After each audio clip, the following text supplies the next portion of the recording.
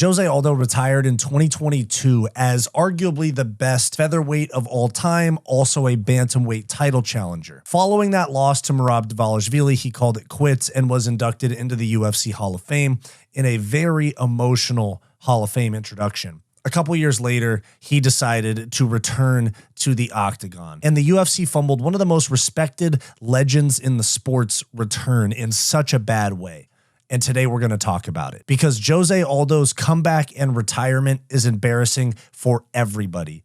Jose Aldo and the UFC. I'm Wyatt, and this is Fight Society.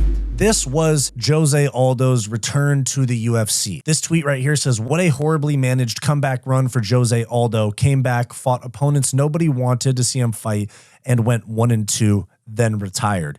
And if you look right here, it's truly only opponents that nobody cared to see. Jonathan Martinez, the co-main event of UFC 301, and then Mario Batista, a terrible fight on the main card of UFC 307, and most recently Aiemann Zahabi on the main card of UFC 315, where he retired. Now, the return of Jose Aldo against Jonathan Martinez was pretty confusing, but at the time we were like, okay, they need somebody like Jose Aldo, a big Brazilian name, on this Brazilian pay-per-view because we're doing a men's flyweight main event. Let's put him up against an up-and-comer because it's a winnable fight, and it might be the only person that's available right now. He wins that fight, and Jonathan Martinez basically never showed up. It was a classic Jose Aldo performance. Vintage Jose Aldo showed up that night, and frankly, it was just way too big of a moment for Jonathan Martinez. He was fighting Jose Aldo in Rio de Janeiro,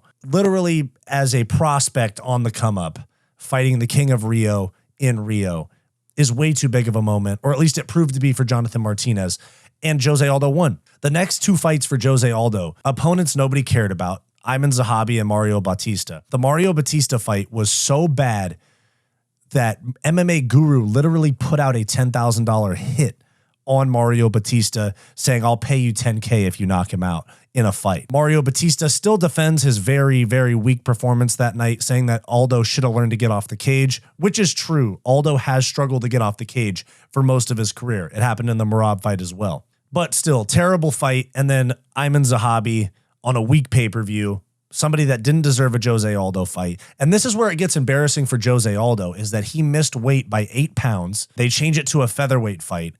He fights well, drops Aiemann Zahabi early in round 3 twice in a fight that was essentially tied 1-1, and then gave up on the fight and got lit up with elbows from Mount for the last 2.5 minutes of the fight. And the ref really just did Aldo a legend veteran fighter favor and didn't stop him, because in my opinion, Aiemann Zahabi, if I was the ref, I probably would have stopped that fight. Jose Aldo was on bottom with his guard closed, hanging on for dear life, while Aiemann Zahabi was trying to get elbows, quite literally not trying to get up, not trying to defend himself, anything. And then he retires after the fight, which sucks because he looked really good. He almost KO'd Zahabi multiple times. Now, the biggest legend that we honestly have fighting right now, I mean, we have the Dustin Poirier's, Charles Oliveira's, Islam Makhachev. Those guys are legends, or will be.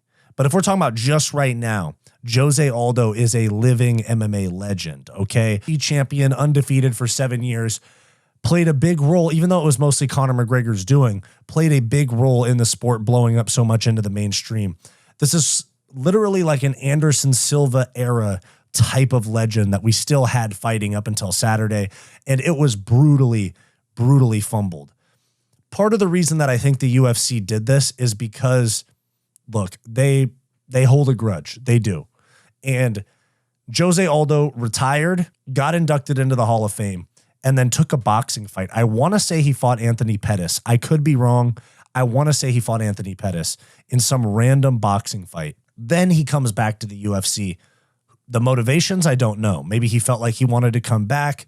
Maybe he needed the money. But one thing Dana hates is those pump-faked retirements. We saw it with Henry Cejudo. Pump-faked the retirement, then stayed retired, and then came back 3 years later and got tough matchups and not great treatment by the UFC. Now, I think that's what happened with Aldo as well. I think they said, oh, now you want to come back? Here's 3 prospects no one gives a fuck about. If Aldo would have left on different terms or not left at all, probably would have gotten a title shot, or if he would have won these fights, but he quit in that last one, to be honest with you. So really disappointing and really embarrassing for the UFC and for Jose Aldo himself. I think it's a bad way to end a very illustrious, legendary career. And this is what the UFC does. We saw Henry Cejudo get treated like this as well. They do not like when you pump fake retirement. So who do you think's at fault here? UFC or Jose Aldo? I think it was all parts, but let me know your thoughts down below. Did you like this video? Then like and subscribe down below. I also do multiple live streams per week, along with behind the scenes content and members only live streams for our channel members. So become a channel member for access to bonus content. It's only $5 per month and it greatly helps the channel's growth. I also do a podcast with my best friend Bo, and I have a non-MMA channel as well called Wyatt's World. You can check both of those out linked below.